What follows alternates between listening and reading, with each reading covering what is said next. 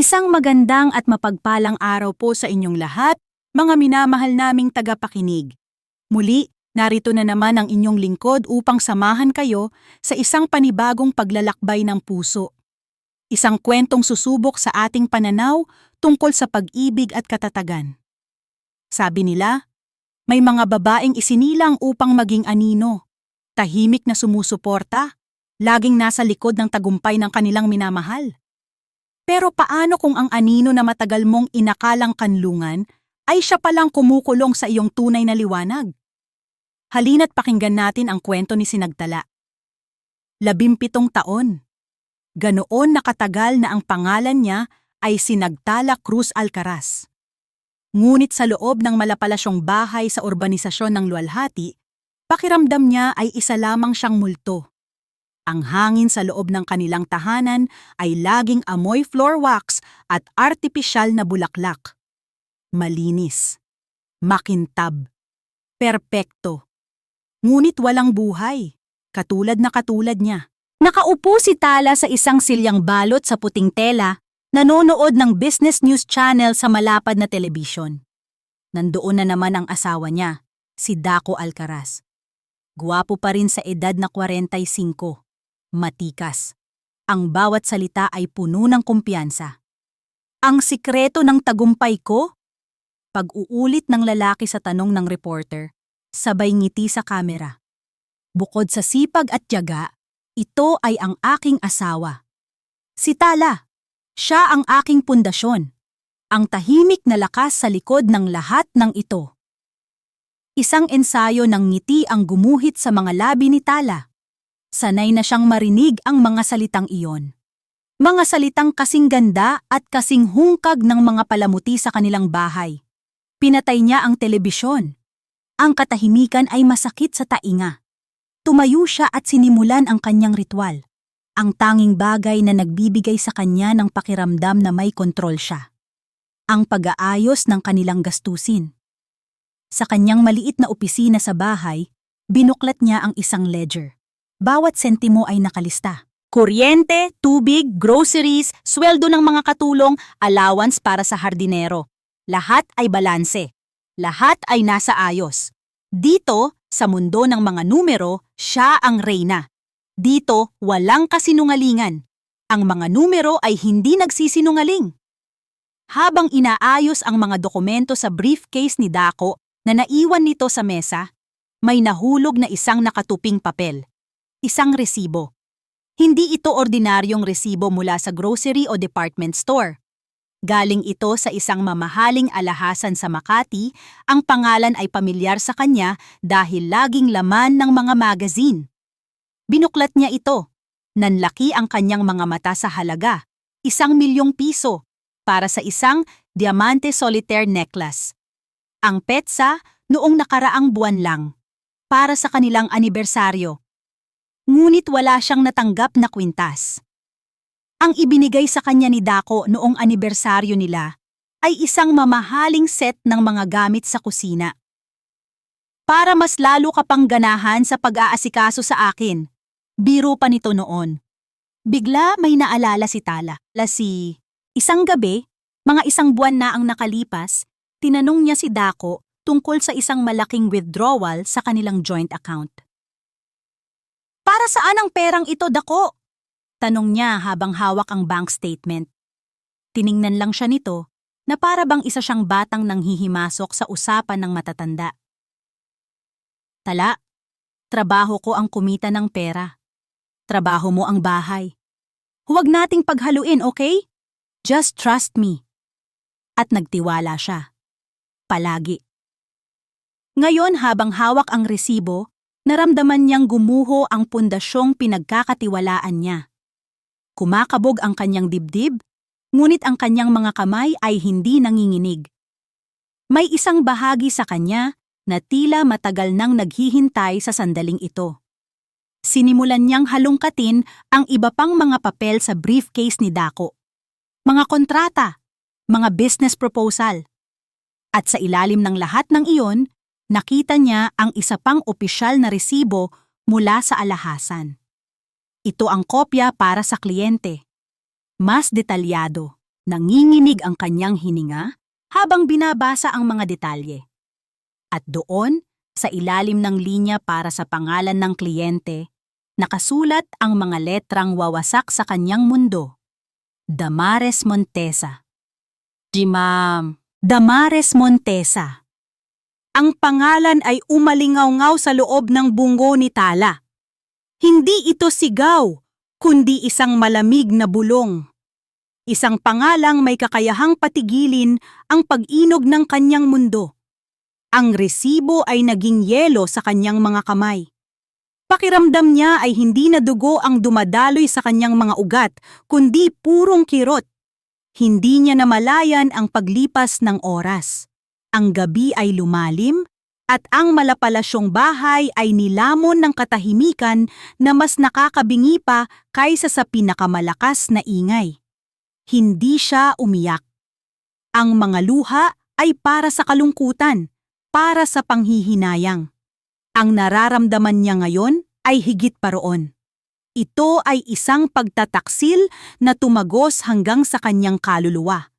Magdamag siyang nakaupo sa dilim, yakap ang sarili habang ang isipan ay paulit-ulit na binibigkas ang pangalang iyon. Damares Montesa. Kinabukasan umalis si Dako ng maaga para sa isang business trip sa Batangas. Hinalikan siya nito sa noo, gaya ng dati. Mag-iingat ka dito, mahal ko, sabi nito, na may ngiti sa mga labi. Ang ngiting iyon, na dati nagpapakalma sa kanya, ngayon ay parang lason. Ngumiti lang din si Tala pabalik, isang ngiting hindi umabot sa kanyang mga mata. Nang marinig niyang paalis na ang sasakyan ni Dako, doon lang siya kumilos. Mayroon siyang isang araw. Isang araw para kumpirmahin ang bangungot na unti-unting lumalamon sa kanya. Pumasok siya sa home office ni Dako, isang kwartong sagrado, kung saan bawal siyang pumasok nang walang pahintulot. Ngayon, wala na siyang pakialam. Ang kanyang mga mata ay diretso sa isang malaking painting sa pader. Alam niyang sa likod nito ay naroon ang isang vault, ang kaban ng mga sikreto ng kanyang asawa. Lumapit siya at maingat na inalis ang painting. Lumitaw ang isang metal na pinto na may digital keypad. Huminga siya ng malalim. Anong kombinasyon ang gagamitin ng isang lalaking puno ng pagmamahal sa sarili? Sinubukan niya ang kanilang anibersaryo. Error. Sinubukan niya ang kaarawan niya. Error. Mapait siyang napangiti. Siyempre, bakit nga ba niya iisipin iyon? May isa pang numero na mahalaga kay Dako higit kanino man. Itinipa niya ang 6 na numero ng kaarawan nito. 081578. Isang mahinang click ang kanyang narinig. Bumukas ang pinto ng vault. Ang amoy ng lumang papel at pera ang sumalubong sa kanya. Sa loob, nakasalansan ang mga dokumento, mga titulo ng lupa, at mga foreign currency. Ngunit hindi iyon ang kanyang hinahanap. Ang kanyang mga mata ay napako sa isang makapal na brown envelope na may markang personal at confidential. Nanginginig ang mga kamay niya habang kinukuha ito. Binuksan niya. Ang laman ay isang set ng mga dokumento na nakakabit sa isang paper clip. Sa unang pahina pa lang, gusto na niyang masuka. Deed of Voluntary Separation of Properties and Dissolution of Conjugal Partnership. Binasa niya ang bawat salita. Bawat pangungusap ay parang suntok sa kanyang sikmura. Ang kasunduan ay nagsasabi na siya, si Sinagtala Cruz Alcaraz, ay kusang loob na isinusuko ang lahat ng kanyang karapatan sa kanilang mga ari-arian. Ang bahay, ang mga sasakyan, ang mga investment, lahat ay mapupunta kay Dako. Bilang kapalit, makakatanggap siya ng one-time financial settlement na nagkakahalaga ng 5 milyong piso. 5 milyon, katumbas ng 5 kwintas na ibinigay nito sa kabit niya. Ang 17 taon ng kanyang buhay, ng kanyang pag-aalaga, ng kanyang pag-aalay ng sarili, ay may presyo pala. At ito iyon, isang presyong nakakainsulto. Mas masakit pa, Nakita niya ang petsa kung kailan ito inihanda ng abogado ni Dako. 6 na buwan na ang nakalipas. Ang plano para itapon siya ay matagal nang nakalatag. Hinihintay na lang ang tamang panahon. Biglang nag-ring ang kanyang telepono. Pangalan ni Dako ang nasa screen. Saglit siyang natigilan, ngunit pinilit niyang pakalmahin ang sarili bago ito sagutin. "Hello?" sabi niya. Ang kanyang boses ay himalang kalmado. "Mahal ko! Kumusta ka na dyan? Kumain ka na ba?" Ang boses ni Dako sa kabilang linya ay malambing, puno ng pag-aalala. Isang perpektong pagganap. "Oh!" maikli niyang sagot. "Good! Medyo matatagalan pa kami dito. May gusto ka bang ipasalubong pag-uwi ko?" Napapikit si Tala. Hawak ng mahigpit ang kontratang sisira sa lahat. "Wala! Busog ako." "Sige, mahal. I love you." "Ingat!" sabi lang ni Tala at ibinaba ang tawag. Hindi siya sumigaw. Hindi siya naghagis ng gamit. Maingat niyang isinara ang envelope. Isinara niya ang vault. Ibinalik niya ang painting sa pader. Lahat ay ibinalik niya sa dati. Maliban sa isang bagay. Kinuha niya ang kanyang cellphone. Muli niyang binuksan ang envelope at sa ilalim ng maliwanag na ilaw ng kanyang opisina, isa-isa niyang kinuhanan ng litrato ang bawat pahina ng kasunduan. Bawat click ng kamera ay parang isang panata, isang pangako sa sarili. Ang babaeng umiibig kay Dako Alcaraz ay namatay na kaninang umaga. Ang isinilang ngayon ay iba na. Hindi pa niya alam kung ano, pero sigurado siya sa isang bagay. Hindi siya aalis ng walang laban, walang sigawan, walang sumbatan, walang dramang naganap nang umuwi si Dako mula sa kanyang business trip. Sinalubong siya ni Tala ng isang ngiti gaya ng dati. Ipinaghanda niya ito ng hapunan gaya ng dati. Tinimplahan niya ito ng kape gaya ng dati. Ngunit habang pinapanood niya ang asawa na kumakain, habang nakikinig siya sa mga kwento nito tungkol sa matagumpay na meeting, mayroong isang pader na yelo na unti-unting nabubuo sa paligid ng kanyang puso. Bawat salita ni Dako ay kasinungalingan. Bawat pag-arte nito ng pagmamahal ay isang insulto. Kinabukasan, habang natutulog pa si Dako, tahimik na bumangon si Tala. Hindi siya nagdala ng maleta. Isang simpleng backpack lang ang kanyang kinuha. Pinuno niya ito ng mga bagay na tunay na sa kanya. Ang mga luma niyang libro sa accounting, ang kanyang diploma na matagal nang nakatago, ilang pirasong damit na hindi tatak designer, at ang maliit na sobre kung saan nakatago ang kaunting perang naipon niya mula sa mga personal na regalo sa kanya ng kanyang mga magulang bago sila pumanaw. Humarap siya sa salamin. Ang babaeng nakatingin sa kanya ay mukhang pagod at malungkot. Hinubad niya ang kanyang hikaw na diamante, regalo ni Dako. Hinubad niya ang relong mamahalin, regalo ni Dako. At sa huli, dahan-dahan niyang hinubad ang kanyang singsing pangkasal. Ang 17 taon ng kanyang buhay ay kinakatawan ng maliit na bilog na ginto at diamante na iyon. Hindi niya ito ibinato. Hindi niya ito sinira. Maingat niya itong ipinatong sa ibabaw ng kanyang vanity table, sa tabi ng bote ng pabango ni Dako. Isang tahimik na pagsasauli. Hinalikan niya sa noo ang natutulog na si Yaya Alonsina, ang matandang kasambahay na nag-alaga sa kanya mula pa noong unang araw niya sa bahay na iyon. Isang patak ng luha ang pumatak sa pisngi ng matanda. Iyon lang ang tanging luhang pinakawalan niya. Pagkatapos, lumabas siya ng kwarto. Nilagpasan niya ang mga pasilyong puno ng mamahaling palamuti. Nilagpasan niya ang sala kung saan sila madalas manood ng TV. Nilagpasan niya ang kusinang naging mundo niya sa loob ng maraming taon. Nang buksan niya ang pinto at humakbang palabas, hindi na siya lumingon pa. Ang urbanisasyon ng luwalhati ay nawala sa kanyang likuran, at ang tanging dala niya ay ang kanyang sarili. Sumakay siya ng taxi patungong Quezon City. Sa distrito Maharlika, sa isang lumang gusali, umupa siya ng isang maliit na apartment. Isang kwarto, isang banyo, isang maliit na kusina. Sapat na. Dito, walang multo ng nakaraan. Dito, maaari siyang magsimula muli. Kinabukasan, suot ang pinakasimple niyang bestida, tinungo niya ang isang maliit na law office. Sa pinto may nakasulat na pangalan, Attorney Diwa Silang. Ang opisina ay simple lang, puno ng mga libro. Ang babaeng humarap sa kanya ay nasa mga huling bahagi ng 30, may matalas na mga mata at walang bahid ng kolorete sa muka. Anong maipaglilingkod ko sa iyo, Mrs. Alcaraz? Tanong ni Attorney Diwa, ang boses ay propesyonal at medyo may distansya. Gusto kong mag-file ng annulment, diretsong sabi ni Tala. Tumaas ang isang kilay ni Attorney Diwa. I see.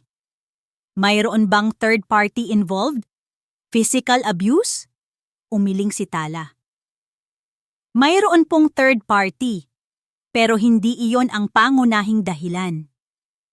Kinuha niya ang kanyang cellphone at ipinakita sa abogado ang mga litratong kinuha niya mula sa vault. Habang tinitingnan ni Attorney Diwa ang bawat larawan ng kasunduan, unti-unting nagbago ang ekspresyon sa kanyang muka. Ang pagiging propesyonal ay napalitan ng interes at pagkatapos ay ng paghanga. Hindi ka umiiyak, hindi ka sumisigaw. Dala mo ay ebidensya, sabi ni Attorney. Diwa, ibinaba ang telepono at tinitigan si Tala. Kakaiba ka, Mrs. Alcaraz? Tala na lang po, sabi ni Tala. At hindi ako naparito para umiyak, Attorney. Naparito ako para lumaban. Isang maliit na ngiti ang sumilay sa labi ni Attorney Diwa sa unang pagkakataon. Noong bata pa ako, pagsisimula niya, ang nanay ko ay niloko rin sa ganyang paraan. Isang partnership na pinaghirapan niya, ninakaw lahat sa kanya sa pamamagitan ng mga legal na dokumento. Nawala sa amin ang lahat. Nangako ako sa sarili ko na hindi na ako hahayaan na may mangyaring ganoon sa sinumang babaeng lalapit sa akin. Tumayo siya at inilahad ang kanyang kamay kay Tala. Welcome to the fight, Tala! Simula ngayon, magkasama na tayo dito. Nang abutin ni Tala ang kamay ng abogado, naramdaman niya ang unang pagtibok ng pag-asa. Samantala, sa urbanisasyon ng luwalhati, nagising si Daco Alcaraz sa isang tahimik na bahay. Nasaan si Tala? Walang almusal na nakahanda. Iritado, pumasok siya sa kanilang silid-tulugan. Tala! Nasaan ka? Doon niya nakita. Ang aparador ni Tala ay bahagyang bukas at kitang-kita niyang wala na roon ang karamihan sa mga damit nito. At sa ibabaw ng vanity table, kumikinang sa ilalim ng ilaw ng umaga ang kanyang singsing pangkasal. Sa halip na mag-alala, isang mapanuyang ngiti ang gumuhit sa mga labi ni Daco. Sa wakas! Bulong niya sa sarili. Sumuko din ang martir. Kinuha niya ang kanyang telepono at dinial ang isang numero. Hello, babe? Sagot ng isang matamis na boses sa kabilang linya. Tapos na, sabi ni Daco. Ang boses ay puno ng tagumpay. Umalis na siya. Malaya na tayo. Ang pera ay parang hangin. Kailangan mo ito para mabuhay. Pero kapag kulang, bawat hininga ay isang pakikibaka. Sa unang pagkakataon sa loob ng 17 taon, naramdaman ni Tala ang bigat ng bawat sentimong ginagastos niya. Ang naipon niya ay hindi magtatagal. Kailangan niyang kumilos. Sa tulong ng isang online job portal, nakahanap siya ng bakanteng posisyon. Accounting assistant sa isang maliit na kumpanya sa Ortigas, ang Veritas Accounting Firm. Ang unang araw niya sa trabaho ay isang malaking dagok sa kanyang kumpiyansa. Ang mga kasamahan niya ay mas bata, mas mabilis kumilos, at bihasa sa mga bagong software. Siya, nasanay lang sa kanyang ledger at simpleng spreadsheet sa bahay, ay pakiramdam na naiwan na ng panahon. Ang amoy ng kape at bagong print na papel sa opisina ay iba sa amoy ng floor wax sa dati niyang buhay. Ito ay amoy ng pag-apura ng mga deadline. Okay ka lang ba, Ma'am Tala? Tanong ng isang batang babae na nagngangalang Jen. Ngumiti lang si Tala. Oo naman, medyo naninibago lang. Pero sa sandaling umupo siya sa kanyang cubicle at binuksan ang computer, sa sandaling ang mga numero ay lumitaw sa screen. Isang pamilyar na kuryente ang dumaloy sa kanyang mga ugat. Ito ang mundo niya. Maaaring kinalawang na ang kanyang mga kaalaman, ngunit ang pundasyon ay naroon pa rin. Ang mga numero ay hindi nagbabago. Ang mga numero ay laging nagsasabi ng totoo. Ang kanyang mga araw ay napupunta sa pag-aayos ng mga resibo ng ibang kumpanya. Ngunit ang kanyang mga gabi ay para sa sarili niyang laban. Pagkatapos ng trabaho, dumidiretso siya sa opisina ni Attorney Diwa Silang. Sa ibabaw ng mesa ng abogado, nakakalat ang mga dokumento na legal na nakuha nito.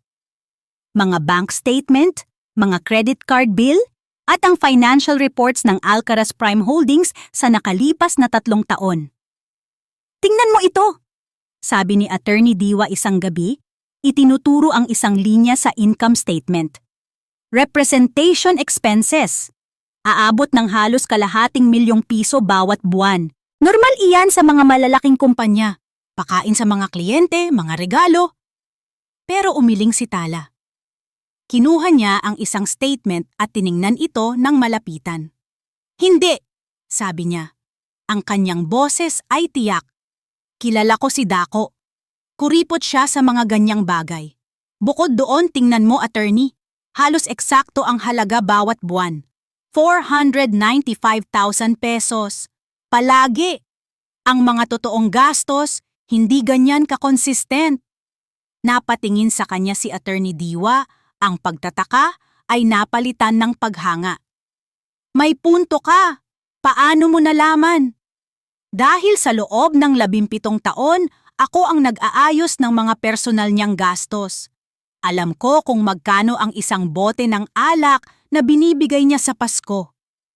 Alam ko kung saan siya nagpapagupit. Ang mga numerong ito, itinuro niya ang report, ay hindi tugma sa totoong buhay. Nakita ni Attorney Diwa ang kislap sa mga mata ni Tala. Hindi ito mga mata ng isang asawang nagdadalamhati. Ito ay mga mata ng isang auditor na nakaamoy ng anomalya. Umuwi si Tala sa kanyang apartment ng gabing iyon na may bagong determinasyon. Binuksan niya ang kanyang laptop at gumawa ng isang bagong spreadsheet. Isang sikretong spreadsheet. Inilagay niya ang mga kolum.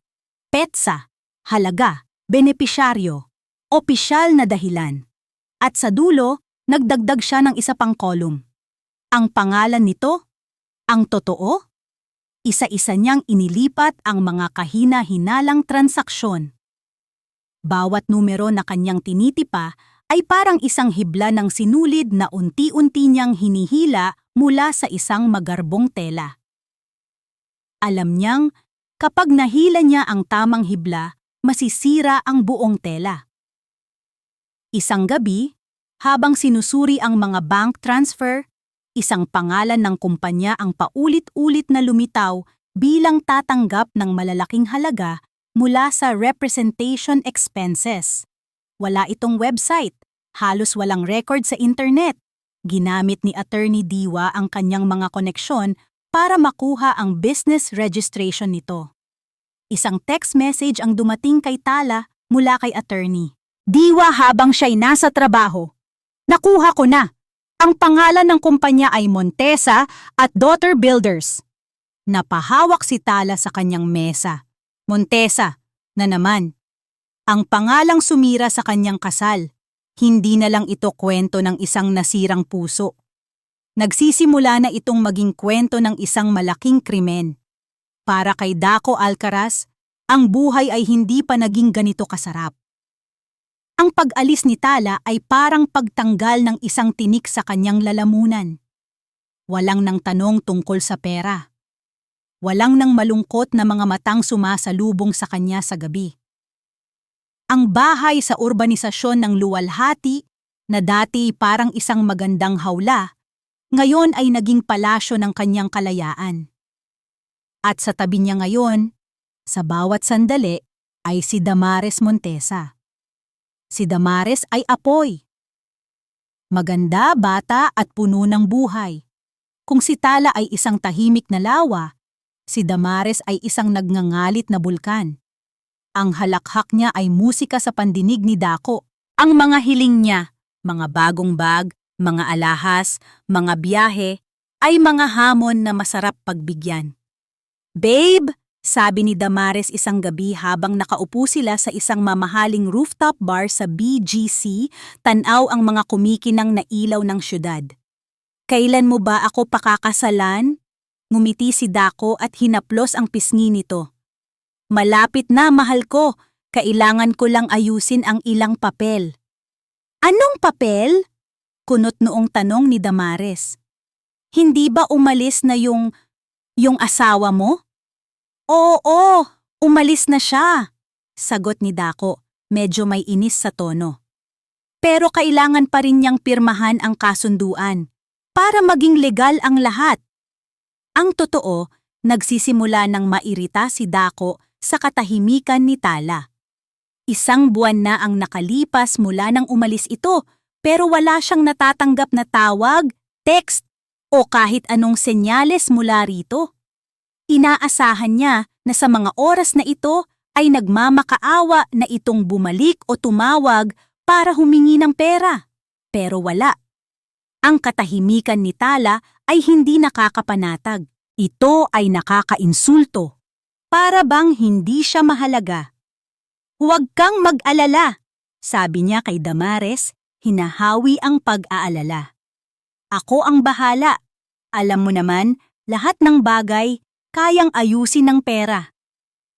Kinabukasan, ipinatawag ni Daco ang isang pribadong investigador sa kanyang opisina. Isang lalaking mukhang bihasa sa mga maruruming trabaho. "Hanapin mo ang asawa ko." Utos ni Daco, inilapag ang isang litrato ni Tala sa mesa. Hindi siya pwedeng magtago ng matagal. Siguradong nauubusan na yan ng pera. Inilapag din niya ang isang sobreng naglalaman ng kopya ng kasunduan sa paghihiwalay at isang tseke. "Kapag nahanap mo siya, ibigay mo ito. Sabihin mo, pirmahan niya at magkakaroon siya ng 5 milyon. Isang malinis na hiwalayan. Walang gulo." "Masusunod, sir," sabi ng investigador. Kampante si Daco. Para sa kanya, tapos na ang usapan. 5 milyon. Sino bang babaeng walang trabaho at walang pera ang tatanggi doon? Ngunit lumipas ang 1 linggo, 2 linggo, wala pa ring balita. Tinawagan niya ang investigador, ang boses ay iritado na. "Ano na? Nahanap mo na ba?" "Sir, pasensya na po. Mahirap siyang mahanap. Walang social media. Hindi ginagamit ang mga credit card. Para siyang naglahong bula." "Walang kwenta," sigaw ni Daco bago ibaba ang telepono. Samantala, si Damares ay lalong nagiging mainipin. "Babe, ang tagal naman. Nakita ko kanina yung bagong modelo ng sports car. Bilin mo na para sa akin, please?" Oo na, sagot ni Daco. Kapag napirmahan na niya ang mga papel. Isang hapon, habang abala si Daco sa isang meeting, tumawag ang investigador. "Sir," sabi nito, ang boses ay kakaiba. "May balita na po ako." "Good! Nasaan siya? Pumayag ba?" "Sir, natagpuan ko siya." "Saan nga?" Nagkaroon ng saglit na katahimikan sa kabilang linya bago sumagot ang investigador. "Sir, pumapasok po siya araw-araw sa isang opisina sa Ortigas." Nakahinga ng maluwag si Daco. "Anong opisina? Nagtatrabaho bilang sekretarya?" "Hindi po, sir." "Ano nga?" "Ang pangalan po ng kumpanya ay Veritas Accounting Firm. Isa po itong kumpanya ng mga auditor. Biglang nanlamig ang buong katawan ni Dako. Auditor. Accountant. Ang mga salitang iyon ay biglang nagkaroon ng ibang kahulugan. Ang babaeng inakala niyang abala lang sa paglilista ng grocery at bayarin sa kuryente, ay nagtatrabaho sa isang auditing firm. Sa unang pagkakataon, mula nang umalis si Tala, isang maliit na butil ng kaba ang gumapang sa kanyang dibdib. Isang malamig at hindi pamilyar na pakiramdam. Montesa at Daughter Builders. Ang pangalan ng kumpanya ay naging isang palaisipan para kay Tala at attorney Diwa. Sa loob ng 2 linggo, sinubukan nilang hukayin ang bawat impormasyon tungkol dito. Isa itong multo, Tala, sabi ni attorney Diwa isang gabi sa kanyang opisina habang tinitingnan ang mga dokumento. Nakarehistro ito bilang isang construction company pero wala itong website, walang nakalistang proyekto at ang address ng opisina ay isang residential/commercial building sa Parañaque na mukhang luma na. Pero malinis ang mga papel nito sa SEC. Sabi ni Tala, itinuturo ang mga dokumento. At dito pumapasok ang halos 20 milyong piso galing sa Alcaraz Prime sa loob lang ng 6 na buwan. Eksakto! Sagot ni attorney Diwa. Ito ay isang classic money laundering scheme. Ginagamit ni Dako ang kumpanyang ito para ilabas ang pera mula sa inyong conjugal properties at ilipat sa isang lugar na hindi mo basta-basta masusundan. At ang lugar na iyon ay ang bulsa ng kabit niya. Mapait na dugtong ni Tala. Kailangan nating patunayan na konektado si Damares Montesa sa kumpanyang ito, sabi ni attorney Diwa. Pero paano? Ang pangalan sa rehistro ay hindi sa kanya. Dito pumasok ang mga bagong kaalaman ni Tala mula sa Veritas Accounting Firm. Mayroon tayong tinatawag na beneficial ownership, paliwanag niya. Kahit hindi nakapangalan sa kanya, kung mapapatunayan nating siya ang tunay na nakikinabang sa pera, may laban tayo. Kailangan lang natin ng ebidensya. Ngunit ang ebidensya ay mailap. Ginamit ni attorney Diwa ang kanyang mga koneksyon, nagbayad ng mga private investigator, ngunit ang kumpanya ay parang isang pader na hindi nila mapasok. Isang gabi, habang pauwi na si Tala, pagod at halos nawawalan na ng pag-asa, isang ideya ang pumasok sa kanyang isip. Social media. Ang tanging lugar na hindi nila sinubukang tingnan. Alam niyang imposible. Si Damares ay maingat. Ang kanyang mga account ay pribado. Ngunit sinubukan pa rin niya. Sa Facebook, sinearch niya ang pangalang Damares Montesa. Gaya ng inaasahan, naka-private ang profile. Ngunit may isang bagay siyang napansin. Ang listahan ng mga mutual friends. Mayroon silang 3 mutual friends, mga asawa ng mga business partner ni Dako na dati niyang nakakasama sa mga social event. Kinapalan niya ang kanyang mukha. Pinili niya ang isa, isang babaeng alam niyang mahilig sa chismis, at nagpadala ng isang simpleng mensahe. Hi Cecilia, kumusta ka na? Si Tala Alcaraz ito. Maaari ba akong humingi ng pabor? Halos agad-agad na nag-reply ang babae, puno ng pagkagulat at kuryosidad.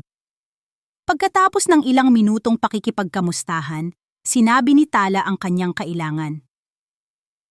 Pwede mo bang tingnan ang profile ni Damares Montesa para sa akin? May hinahanap lang akong isang litrato. Hindi na nagtanong pa si Cecilia. Ang chismis tungkol sa paghihiwalay ni Dako at Tala ay kumakalat na at ito ang pagkakataon niyang makakuha ng impormasyon. Sa loob ng ilang minuto, nagpadala si Cecilia ng mga screenshot ng public photos ni Damares. Karamihan ay mga larawan ng paglalakbay, mamahaling pagkain at mga OOTD. Walang kahit anong makakatulong. Susuko na sana si Tala nang biglang may dumating na isang huling larawan. Ito ay isang family picture. Kuha noong Pasko. Naroon si Damares, nakangiti ng malapad, at katabi niya ay isang babaeng mas matanda. Marahil nasa mga huling bahagi ng 50, may mahigpit na ngiti at matatalas na mata. Ang caption, "Merry Christmas from me and the best mom in the world. I love you, Mommy Corazon." Corazon. Tumigil sa pagtibok ang puso ni Tala. Kinuha niya ang kopya ng business registration ng Montesa at Daughter Builders. Tinitigan niya ang pangalang nakasulat sa ilalim ng owner/proprietor. Corazon Montesa, hindi lang si Damares. Ang ina nito, mag-ina sila. Montesa and Daughter. Ang pangalan mismo ng kumpanya ay isang malaking biro na nakatago sa paningin ng lahat. Nanginginig ang mga kamay ni Tala habang tinatawagan si attorney. Diwa. Attorney, nakita ko na.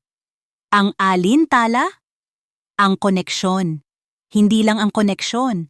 Nakita ko na ang buong plano. Nagmamadali siyang pumunta sa opisina ni Attorney Diwa at ipinakita ang lahat. Ang larawan. Ang pangalan sa rehistro. Diyos ko! Bulong ni attorney. Diwa, ang kanyang mga mata ay nanlalaki sa realisasyon. Hindi lang ito simpleng pambababae at pagtatago ng yaman, ito ay isang sindikato. Tumingin si Tala sa abogado, ang kanyang isip ay tumatakbo ng mabilis. Hindi lang ako ang niloloko ni Daco, attorney. Si Daco, ginagamit lang din nila siya. Eksakto, sabi ni Attorney Diwa. Ang kanyang boses ay puno ng bagong sigla. Akala ni Daco siya ang manlalaro, pero sa larong ito, isa lang din siyang piyesa. At ang reyna ay ang mag-inang Montesa. Isang malamig na ngiti ang sumilay sa labi ni Tala. Kung ganoon, sabi niya, panahon na para malaman ng lahat ng piyesa sa chessboard na ito kung sino talaga ang kalaban nila. Ang laban ay hindi na lang tungkol sa kanya at kay Daco. Ito ay naging mas malaki, mas komplikado, at mas mapanganib.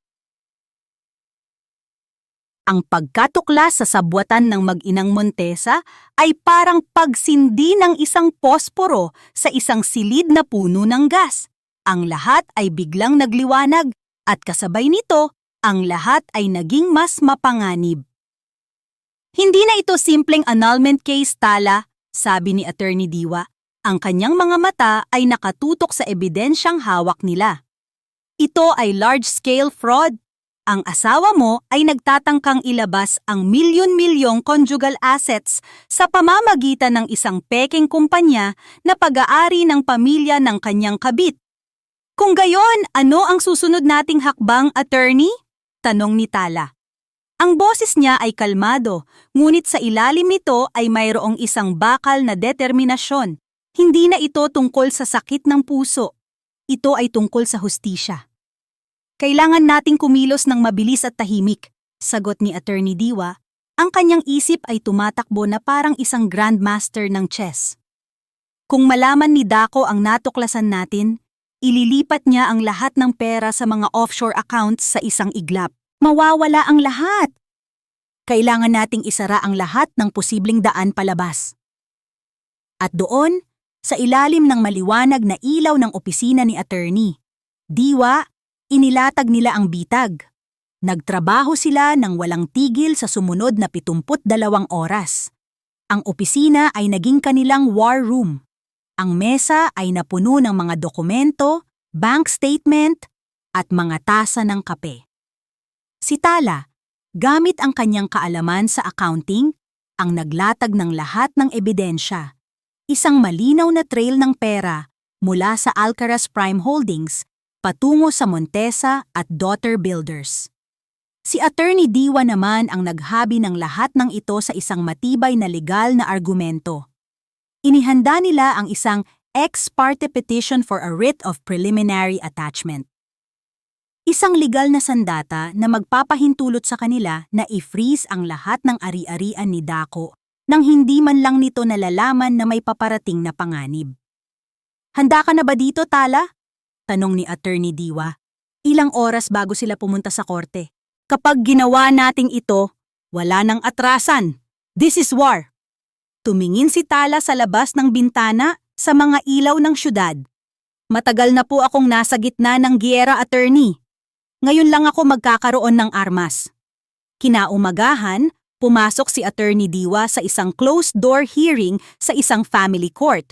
Naghintay si Tala sa isang bench sa labas, ang kanyang puso ay kumakabog ng malakas sa bawat minutong lumilipas. Ito na iyon, ang resulta ng lahat ng kanyang tahimik na paghihirap. Makalipas ang 1 oras na parang 1 taon, bumukas ang pinto. Lumabas si Attorney Diwa. Ang kanyang muka ay seryoso. Lumapit siya kay Tala at umupo sa tabi nito. Saglit na katahimikan. Attorney? Halos pabulong na tanong ni Tala. Isang maliit, matagumpay na ngiti ang sumilay sa labi ni Attorney Diwa. The evidence was overwhelming, sabi niya. Hindi na nagdalawang isip ang judge. Ipinakita niya kay Tala ang isang dokumentong may selyo ng korte. Ang utos ay naaprubahan na. May ipinadala ng court sheriff sa lahat ng bangko kung saan may account si Daco Alcaraz at ang Alcaraz Prime Holdings, paliwanag ni Attorney Diwa. Sa loob ng ilang oras, lahat ng assets niya, lahat ng conjugal assets ninyo ay magiging frozen.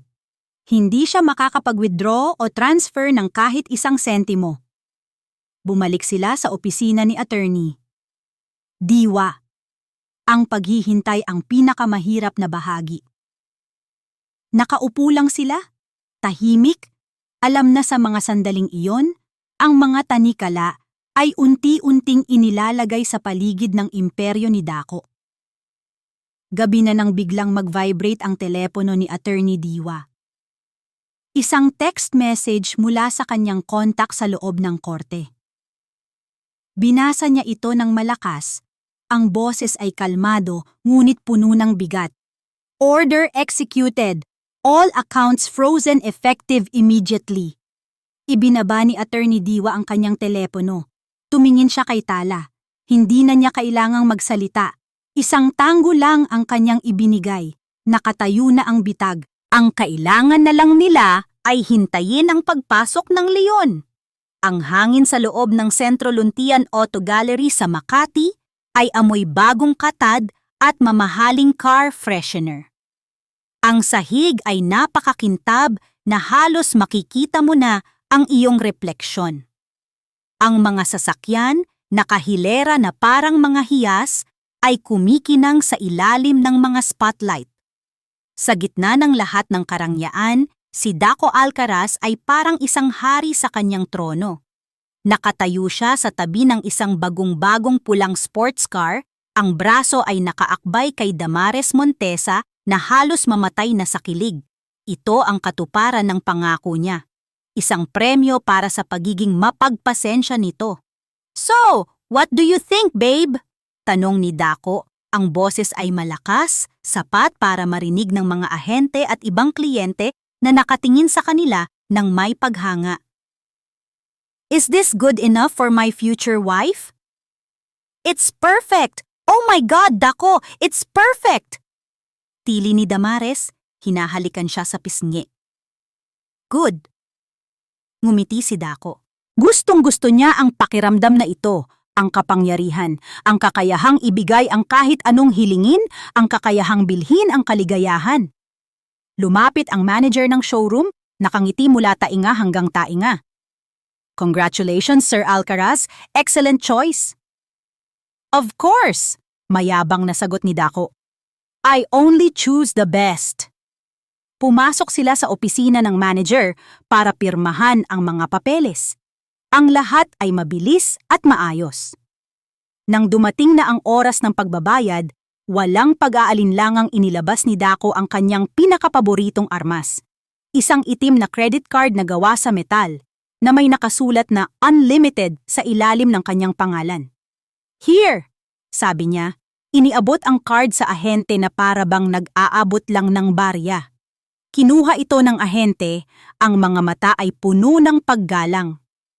Isinaksak niya ito sa terminal ng bangko. Nag-type siya ng halaga. Isang mahinang tunog ang narinig mula sa makina. Tumingin ang ahente sa screen. Kumunot ang kanyang noo. Sir, pasensya na po. Nag-error po yung transaction. Nawala ang ngiti ni Dako. What do you mean error? That card never fails. Swipe it again. Sige po, sir. Medyo kinakabahan na ang ahente. Muli niyang sinubukan. Parehong tunog. Parehong mensahe sa screen. Transaction declined. Ano ba yan?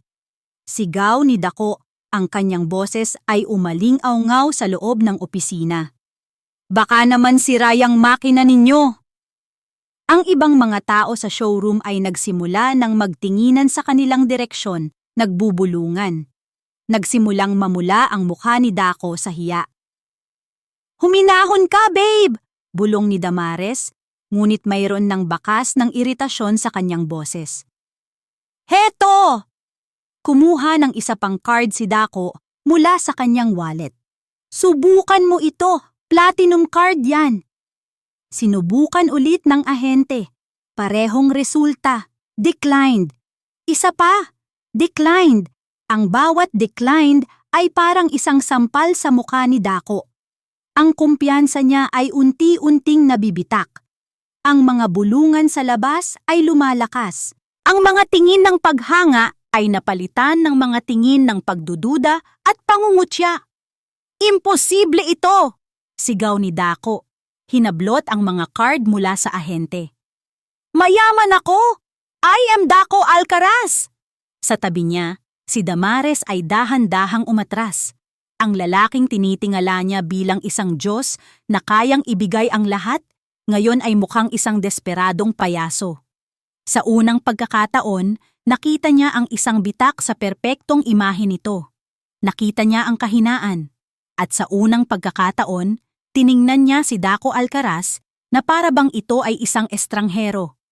Habang ang lahat ay nakatingin, habang ang kahihiyan ay bumabalot kay Dako na parang isang makapal na kumot, biglang nagring ang kanyang telepono. Isang hindi rehistradong numero. Sa sobrang inis, sinagot niya ito. What? Mr. Dako Alcaraz? Tanong ng isang formal na boses sa kabilang linya. This is from the legal department of your bank. Finally, what's wrong with your system? My cards are not working. Nagkaroon ng saglit na katahimikan. Sir, there is nothing wrong with our system, sabi ng boses, malamig at walang emosyon.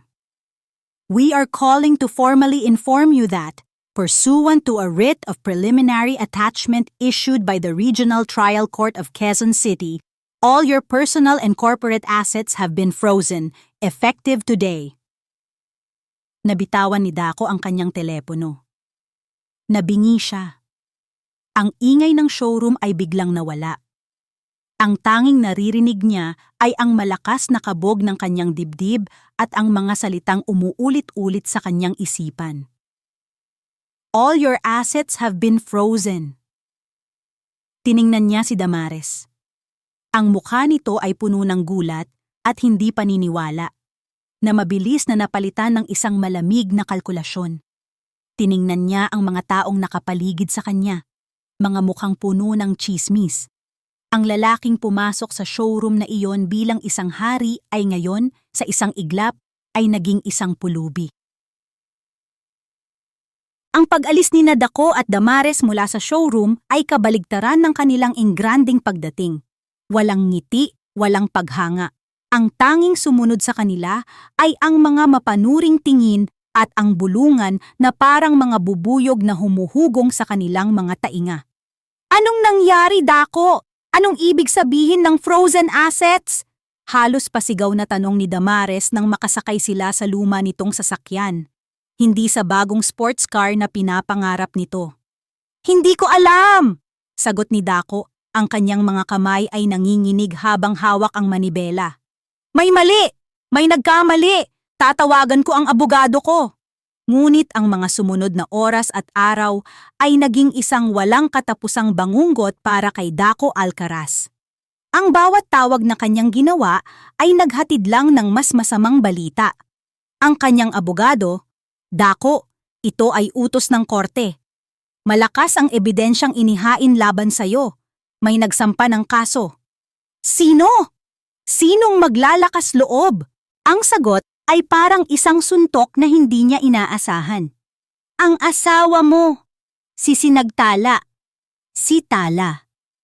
Ang babaeng inakala niyang mahina, ang babaeng minamaliit niya, ang babaeng inakala niyang umiiyak lang sa isang sulok.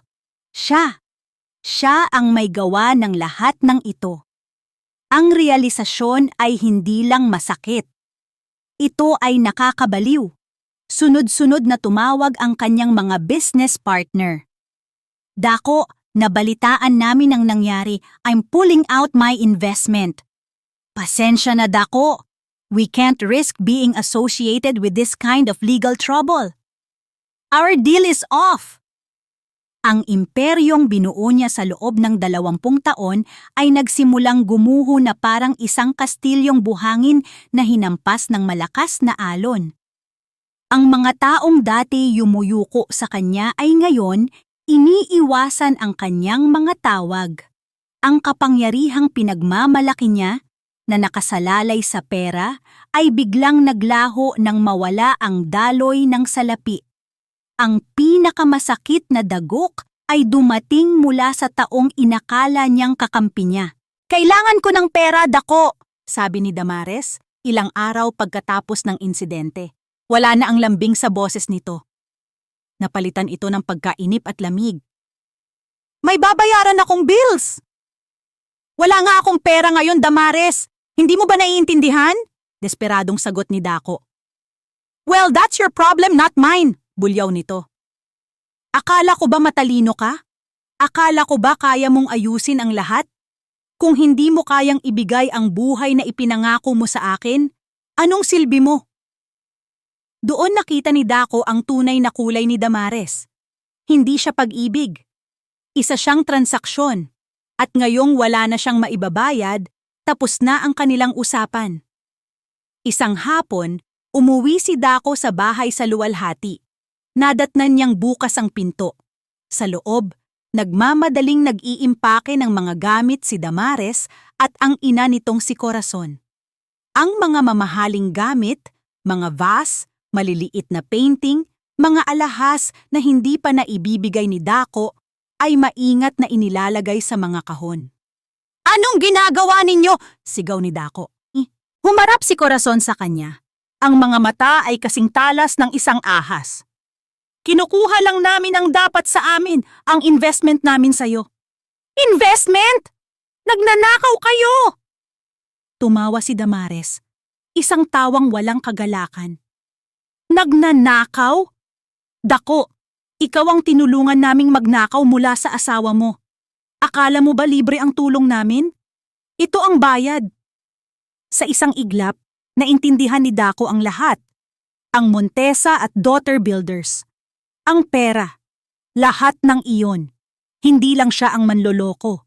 Siya rin ay isang biktima. Napasandal si Daco sa pader, ang lakas ay tuluyang nawala sa kanyang mga tuhod. Niloko siya ng kanyang asawa. Pinagtaksilan siya ng kanyang mga kasosyo. At ngayon, nilinlang siya ng babaeng ipinagpalit niya sa lahat. Samantala, sa tahimik na apartment ni Tala sa distrito Maharlika, ang mga balita ay dumarating sa kanya hindi sa pamamagitan ng mga galit na tawag, kundi sa mga tahimik na text message mula kay Attorney Diwa. Nakatanggap siya ng isang tawag mula kay Yaya Alonsina, ang dati nilang kasambahay. Umiiyak ito sa kabilang linya. Ma'am Tala, sabi ng matanda. Umalis na po ako sa bahay. Nag-away po sila ni Sir Daco at ng babae niya. Nagwawala po si Sir. Ma'am, tama po kayo. Lagi po akong naniwala sa inyo. Ang mga salitang iyon ay mas mahalaga pa kaysa sa anumang yaman na maaaring bumalik sa kanya. Hindi nakaramdam ng saya si Tala sa pagbagsak ni Daco. Hindi rin siya nakaramdam ng awa. Ang tanging naramdaman niya ay isang malalim at payapang katahimikan. Ang imperyo ni Dako ay hindi gumuho sa isang pagsabog. Ito ay gumuho sa isang nakakabinging katahimikan. Ang tunog ng mga teleponong hindi sinasagot, ang tunog ng mga pinto na isinasara, ang tunog ng isang buhay na nauubusan ng laman. Isang umaga, isang court sheriff ang kumatok sa pinto ni Dako Alcaraz. Inabutan siya nito ng isang sobre. Nang buksan niya ito, nakita niya ang isang summons. Ang huling paghuhukom ay naitakda na. Ang courtroom ay malamig at tahimik. Ang tanging maririnig ay ang mahinang ugong ng air conditioner at ang kaluskos ng mga papel. Bawat upuan ay halos puno. Karamihan ay mga abogado at mga usisero mula sa mundo ng negosyo na gustong masaksihan ang huling kabanata ng pagbagsak ni Dako Alcaraz. Pumasok si Dako sa silid. Ang dating matikas at aroganting anyo ay wala na. Ang kanyang mamahaling suit ay mukhang maluwag sa kanyang nangayayat na katawan. May maitim na bilog sa ilalim ng kanyang mga mata at ang kanyang buhok ay medyo magulo. Umupo siya sa tabi ng kanyang abogado na tila pasan niya ang buong mundo. Ilang sandali pa, bumukas muli ang pinto. Pumasok si Sinagtala Dimasalang. Ang lahat ng mata ay napunta sa kanya. Ngunit ang inaasahan nilang makitang isang babaeng naghihiganti o isang asawang nagtatagumpay ay hindi nila nakita. Si Tala ay nakasuot ng isang simpleng navy blue na bestida. Ang kanyang buhok ay nakatali lang ng maayos, walang alahas, maliban sa isang maliit na hikaw. Ngunit mayroon siyang tindig na hindi pa nakikita ng marami sa kanya dati. Isang tindig ng dignidad at kapayapaan. Naupo siya sa tabi ni Attorney Diwa Silang nang hindi man lang sumusulyap sa direksyon ni Dako. Para sa kanya, ang lalaking iyon ay isa na lamang estranghero. All rise! Anunsyo ng bailiff. Pumasok ang hukom at nagsimula ang paglilitis. Ang panig ni Dako ay sinubukang igiit na si Tala ay isang mapaghiganting asawa na gustong sirain ang kanyang pangalan. Ngunit ang bawat argumento nila ay madaling sinasagot ng panig ni Attorney Diwa. Hindi sila naglabas ng mga madamdaming akusasyon. Naglabas sila ng mga dokumento. Ipinakita ni Attorney Diwa ang mga bank statement na nagpapatunay sa paglipat ng milyon-milyong piso mula sa conjugal account patungo sa Alcaraz Prime Holdings. Ipinakita niya ang mga financial statement ng kumpanya kung saan ang mga perang ito ay ikinubli bilang representation expenses. At ipinakita niya ang mga bank transfer mula sa Alcaraz Prime Holdings patungo sa kumpanya ng mag-inang Montesa. Your Honor, sabi ni Attorney Diwa, ang kanyang boses ay malinaw at matatag. The evidence speaks for itself. This is a clear and systematic scheme to defraud my client of her lawful share in their conjugal properties. Pagkatapos, tinawag niya ang kanyang testigo. The prosecution called Sinagtala Dimasalang to the stand. Tahimik na tumayo si Tala at naglakad patungo sa witness stand. Nanumpa siyang magsasabi ng katotohanan. Mrs. Dimasalang, simula ni Attorney Diwa, maaari mo bang sabihin sa korting ito kung ano ang iyong naging papel sa pananalapi ng inyong pamilya sa loob ng 17 taon? Sumagot si Tala, ang kanyang boses ay hindi nanginginig. Ako po ang namamahala sa lahat ng gastusin sa bahay, mula sa kuryente hanggang sa sweldo ng mga katulong. Sinisigurado ko pong ang lahat ay balanse at nakatala. At sa loob ng mga taong iyon, nagkaroon ka ba ng kaalaman sa mga transaksyong ito na aming iprinesenta? Wala po. Ang tanging alam ko po ay ang mga sinasabi sa akin ng aking asawa. At ang sabi niya, magtiwala lang ako. Ang abogado ni Dako ang sumunod na nagtanong. Sinubukang guluhin si Tala. Hindi ka ba nagtatampo, Mrs. Dimasalang, na ang isang matagumpay na negosyante tulad ni Mr. Alcaraz ay nagmahal ng iba? Hindi ba't ito ay isang simpleng paghihiganti lamang? Tumingin si Tala diretso sa mga mata ng abogado. Ang pagtataksil po ay masakit. Ngunit ang kasong ito ay hindi tungkol sa puso. Ito po ay tungkol sa mga numero. At ang mga numero ay hindi nagsisinungaling. Walang nagawa ang abogado ni Dako. Bawat tanong niya ay sinasagot ni Tala ng simpleng katotohanan, suportado ng mga dokumentong nasa harap ng hukom. Sa huli, nagbigay ng kanyang closing statement si Attorney Diwa. Ipinakita niya kung paano si Dako ay naging biktima rin ng sarili niyang kasakiman, na siya man ay niloko ng mag-inang Montesa. Pagkatapos ng ilang oras, handa na ang hukom sa kanyang desisyon. Ang katahimikan sa loob ng courtroom ay halos nakakabingi. After careful deliberation and examination of all evidence presented, nagsimula ang hukom. This court finds that there has been a clear intent to dissipate conjugal assets on the part of the respondent, Mr. Dako Alcaraz. Nagpatuloy ang hukom sa pagbasa ng kanyang desisyon. Ang kasal ay pinawawalang bisa. Ang lahat ng natitirang conjugal assets, pagkatapos bayaran ang mga utang na nilikha ni Dako, ay hahatiin ng pantay. Ang bahay sa luwalhati ay ipagbibili upang mabayaran ang mga utang sa mga naagrabyadong investor.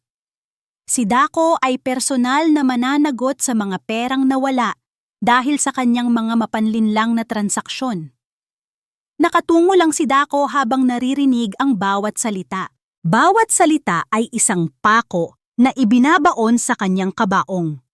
"This court is adjourned," sabi ng hukom at tumayo na ito. Tapos na. Tumayo si Tala. Nakita niya si Dako na nakaupo pa rin, nakatingin sa kawalan, isang taong nawalan ng lahat, hindi lang ng pera, kundi ng kontrol. Walang ngiti ng tagumpay sa mga labi ni Tala. Walang pagmamalaki. Tahimik siyang naglakad palabas ng courtroom kasama si Attorney Diwa. Ang bigat na matagal na niyang pinapasan ay sa wakas nawala na. Lumipas ang 6 na buwan mula nang matapos ang paglilitis. Ang tag-ulan ay napalitan ng malamig na simoy ng Disyembre. Ang mga balita tungkol sa pagbagsak ni Dako Alcaraz ay unti-unti nang nawala sa mga pahayagan, napalitan ng mga bagong iskandalo at kwento. Ngunit para kay Sinagtala Dimasalang, ang tunay na buhay ay ngayon palang nagsisimula. Hindi siya bumalik sa karangyaan. Ang kalahati ng conjugal properties na nakuha niya ay hindi niya ginalaw sa bangko. Sa halip, ginamit niya ang kanyang sahod mula sa Veritas accounting firm at ang kaunting ipon para mamuhay. Ang kanyang maliit na apartment sa Distrito Maharlika ay naging kanyang kanlungan. Ang bawat gamit sa loob, mula sa maliit na mesa hanggang sa mga kurtinang siya mismo ang nagtahi, ay kanya. Pinaghirapan niya. Walang bahid ng kasinungalingan. Isang hapon, habang nag-aayos ng kanyang mga papeles, nakita niya ang kanyang lumang ledger mula sa bahay sa luwalhati. Binuklat niya ito. Ang mga pahina ay puno ng mga listahan ng gastusin. Dry cleaning, 5,000 piso. Landscaping, 20,000 piso. Imported groceries, 35,000 piso. Mapait siyang napangiti. Isinara niya ang ledger at itinago ito sa ilalim ng baul. Isa na lamang iyong alaala ng isang buhay na hindi na kanya. Sa halip, kinuha niya ang isang bagong notebook. Sa unang pahina, isinulat niya, Sinagtala's Foundation for Financial Literacy. Gamit ang isang bahagi ng perang nakuha niya, nagtayo siya ng isang maliit na foundation. Ang layunin, Tulungan ang mga babaeng nasa mapang abusong relasyon na matutong humawak ng sarili nilang pera, bigyan sila ng kaalaman para makatayo sa sarili nilang mga paa. Nag-oopisina siya sa isang maliit na espasyo na nirerentahan niya 2 beses sa isang linggo. Dito, nagbibigay siya ng libreng seminar at one-on-one consultation. Isang araw, may lumapit sa kanyang isang batang babae, mga 20 anyos, na may pasa sa braso at takot sa mga mata. Sabi po ng asawa ko, "Wala po akong alam sa pera. Nabobo po ako, na hindi ko kayang mabuhay nang wala siya." Hinawakan ni Tala ang kamay ng babae. Tumingin siya sa mga mata nito. "Hindi ka bobo," sabi niya. Ang kanyang boses ay mahinahon ngunit matatag. "Hindi ka nag-iisa at tutulungan kitang matutunan ang lahat." Sa mga sandaling iyon, nahanap ni Tala ang kanyang tunay na layunin. Ang mga numerong dating kumukulong sa kanya ay siya na ngayong ginagamit para palayain ang iba. Isang gabi, habang nanonood ng balita, isang pamilyar na mukha ang lumitaw sa screen. Si Daco Alcaraz. Ngunit ang imahe ay malayo na sa makisig na negosyanteng dati niyang kilala. Kuha ito sa labas ng korte, si Daco ay mukhang haggard at galit habang sinusugod ng mga reporter. Ang balita. Si Daco Alcaraz ay idinemanda ng pamilya Montesa para sa fraud. Iginigiit na sila man ay biktima ng kanyang panloloko. Bukod pa rito, nahaharap din siya sa maraming kaso mula sa mga investor na nawalan ng pera sa kanyang kumpanya. Ipinahayag na rin niyang bangkarote na siya. Hindi pinatay ni Tala ang TV. Tinapos niya itong panoorin. Ngunit wala siyang naramdamang galit o saya. Ang tanging naramdaman niya ay isang uri ng paghihiwalay. Ang lalaking iyon sa screen, ang buhay na iyon, ay parte na ng isang malayong nakaraan. Nakatanggap siya ng isang liham mula kay Yaya Alunsina. Nagpadala ito ng litrato. Nasa probinsya na ito, sa isang maliit na bahay na may tanim na mga bulaklak, masaya at payapa. Sa dulo ng sulat may nakasulat, "Sabi ko na nga ba, Ma'am Tala, ikaw ang bituin sa kwento ninyo. Minsan lang natabunan ng ulap." Napangiti si Tala. Itinabi niya ang sulat. Tumayo siya at lumabas sa kanyang maliit na balkonahe. Tanaw mula roon ang mga ilaw ng Quezon City. Huminga siya ng malalim, nilanghap ang hangin ng gabi. Ang hangin ng kalayaan. Ilang sandali pa, tumunog ang kanyang telepono. Isang hindi pamilyar na numero. Sinagot niya ito. "Hello? Is this Miss Sinagtala Di Masalang?" Tanong ng isang boses. "Yes, speaking. I'm from Veritas Accounting Firm. Your former boss, Mr. Reyes, recommended you. We have an opening for a senior auditor position. We were wondering if you might be interested." Napatingin si Tala sa kalangitan na puno ng mga bituin. Ang isang sinagtala na matagal na naging anino ay ngayon handa ng magningning. Makalipas ang isang linggo, tinanggap ni Tala ang alok ng Veritas Accounting Firm. Bago siya opisyal na magsimula, minabuti niyang bisitahin ang taong naging sandigan niya sa pinakamadilim na bahagi ng kanyang buhay. Ang opisina ni attorney. Diwa silang ay ganoon pa rin. Simple, tahimik, at puno ng mga aklat ng batas na nagsisilbing mga sundalo sa kanyang laban para sa hustisya. "Tala!" bati ni Attorney Diwa, isang tunay na ngiti ang sumilay sa kanyang mga labi. Hindi na Mrs. Alcaraz o Miss Di Masalang. Ang tawag niya ay pangalan ng isang kaibigan. "Maupo ka, ipagtitimpla kita ng kape." "Wag na, attorney. Ako na," sabi ni Tala. At siya na mismo ang lumapit sa maliit na coffee maker sa isang sulok. Sanay na siya sa lugar na iyon. Naging pangalawang tahanan niya ito. Naupo sila sa tapat ng isa't isa. Hawak ang kani-kanilang tasa ng mainit na kape. Nabalitaan ko ang tungkol sa Veritas, sabi ni Attorney Diwa. Congratulations! You deserve it. Salamat, Attorney. Salamat sa lahat, taos-pusong sabi ni Tala. Hindi ko alam kung nasaan ako ngayon kung hindi dahil sa'yo. Umiling si Attorney Diwa. Huwag mong sabihin yan. Ikaw ang kumilos, Tala.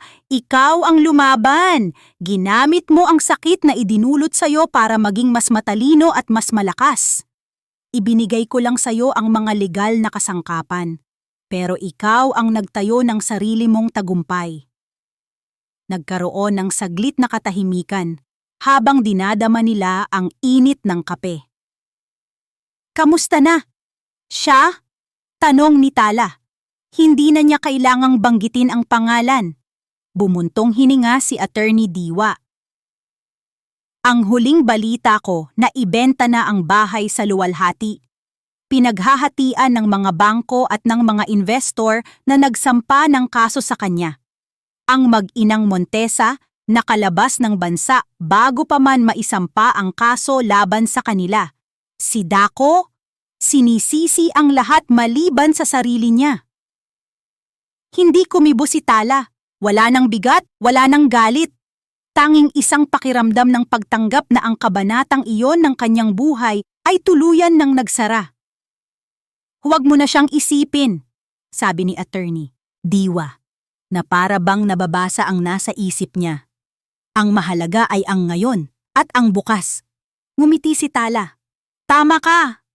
Nagpaalam siya kay Attorney Diwa pagkatapos ng isang oras. Isang mahigpit na yakap ang kanilang ibinigay sa isa't isa. Isang yakap ng pasasalamat at paggalang sa pagitan ng dalawang matatag na babae. Sa halip na umuwi agad, nagpasya si Talang maglakad-lakad muna sa mga kalsada ng distrito Maharlika. Ang lugar na dati simbolo ng kanyang pagtakas ay ngayon simbolo na ng kanyang kalayaan. Bawat mukhang nakakasalubong niya ay may sariling kwento, sariling laban. Ngumiti siya sa isang matandang nagwawalis sa kalsada. Bumili siya ng sampagwita mula sa isang batang lalaki. Huminto siya sa tapat ng isang maliit na coffee shop. Pumasok siya at umorder. Habang naghihintay, napansin niya ang kanyang refleksyon sa salamin sa pader. Ang babae sa salamin ay hindi na ang babaeng may malungkot na mga mata mula sa urbanisasyon ng luwalhati. Ang babaeng ito ay mas simple. Ang kanyang damit ay hindi mamahalin. Ang kanyang mukha ay may ilang guhit na ng pagod. Ngunit ang kanyang mga mata ay may ningning. Isang ningning na hindi nabibili ng pera. Isang ningning na nanggagaling sa loob. Kinuha niya ang kanyang kape at naglakad palabas. Tumayo siya sa isang gilid ng kalsada. Pinapanood ang paglubog ng araw. Ang langit ay nag-aapoy sa kulay kahel at rosas. Sa gitna ng ingay ng mga busina at ng mga taong nagmamadali, nakahanap siya ng kapayapaan. Hindi siya naghahanap ng bagong pag-ibig. Hindi siya naghahangad ng yaman. Ang tanging hinahanap niya ay natagpuan na niya, ang kanyang sarili. Ang babaeng dating kilala bilang asawa ni Daco Alcaraz ay wala na. Ang babaeng nasaktan at umiyak sa dilim ay naghilom na. Humigop siya sa kanyang kape at ngumiti. Ang pangalan niya ay Sinagtala. Isang sinag, isang tala, isang ilaw sa gitna ng dilim. At ang kanyang kwento, ang tunay niyang kwento, ay ngayon pa lamang nagsisimula. At dito po nagtatapos ang ating kwento. Isang paglalakbay ng sakit, katatagan at sa huli, pagpapalaya. Ang aral po ng kwentong ito ay malinaw. Ang tunay na kapangyarihan ay hindi nasusukat sa yaman o sa impluwensya sa ibang tao. Ito ay nasusukat sa kakayahan nating tumayo sa sarili nating mga paa, gamitin ang ating talino at puso, at hanapin ang ating sariling liwanag kahit pa sa pinakamadilim na pagkakataon. Ang pagpapalaya sa sarili mula sa isang mapanakit na nakaraan ang pinakamatamis na tagumpay na maaari nating makamit. Maraming salamat po sa inyong walang sawang pagsubaybay at pakikinig. Sana po ay may napulot kayong inspirasyon sa kwento ni Sinagtala. Kung mayroon po kayong mga saloobin o komento, huwag po kayong mag-atubiling i-type sa comment section sa ibaba. Anong uri po ng kwento ang gusto ninyong marinig sa susunod? Hindi dito nagtatapos ang ating paglalakbay. Marami pa pong kwentong kasing ganda at mas puno ng aral dito sa aming channel. Kung nagustuhan nyo ang kwentong ito, i-like, i-share sa pamilya at mga kaibigan, at mag-subscribe na rin para lagi kayong updated sa mga susunod pa naming kwento. I-click nyo ang notification bell para kayo ang unang makarinig kapag may bago kaming upload. Pagpalain po kayo ng Panginoon, kayo at ang inyong buong pamilya. Hanggang sa muli!